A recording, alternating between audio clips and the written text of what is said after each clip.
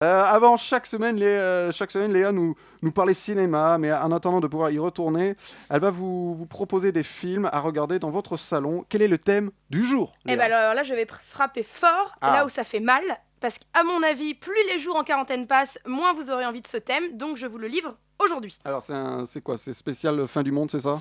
Alors pas tout à fait, d'ailleurs je vous réserve un petit thème apocalypse pour la semaine prochaine, on va se régaler. Là, je vous conseille 3 films spécial pandémie.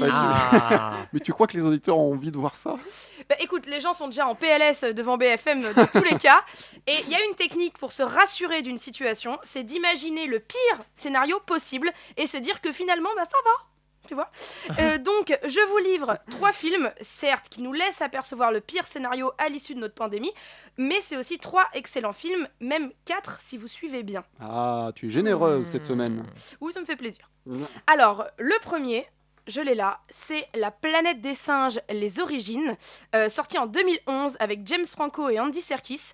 Alors on comprend pas tout de suite qu'il s'agit d'un film sur une pandémie car on est trop occupé à regarder les humains maltraiter les animaux.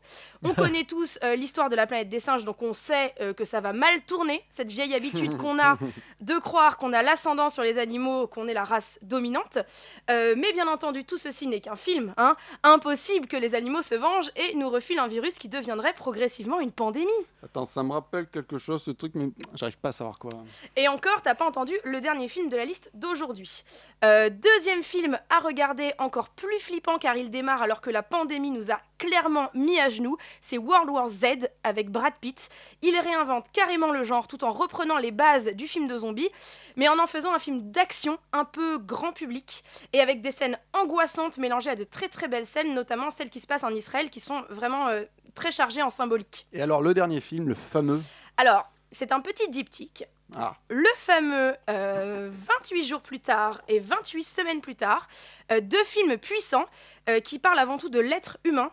Alors, l'être humain à son pire, l'être humain qui expérimente sur les animaux, l'être humain dont le premier réflexe quand il est mis sous quarantaine est de fuir et donc de répandre le virus partout dans le monde, l'être humain qui n'a plus rien à perdre et qui devient aussi monstrueux que les infectés eux-mêmes, mais aussi l'être humain à son meilleur, solidaire, bon, loyal, combatif et surtout plein d'espoir. C'est vraiment 2 beaux films prenants et profonds, déguisés en films d'horreur.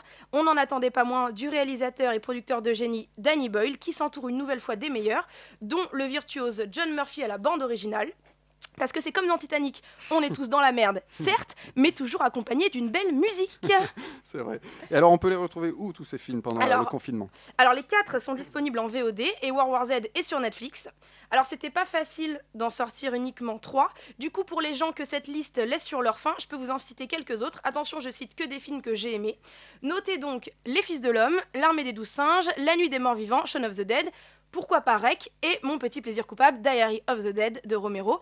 À noter que je n'ai pas vu I Am a Legend, mais que c'est fortement conseillé par Arnaud. Tu nous le conseilles? Je vous le conseille, c'est un très très bon film, très beau film et Will Smith, pour le coup, c'est un film où Will Smith montre vraiment ce qu'il est capable en tant qu'acteur parce qu'on voit pratiquement que lui et il est ultra émouvant à plein de moments, donc c'est vraiment vachement bien. À ce prix-là, il peut. Le truc con. Merci Léa pour ces conseils.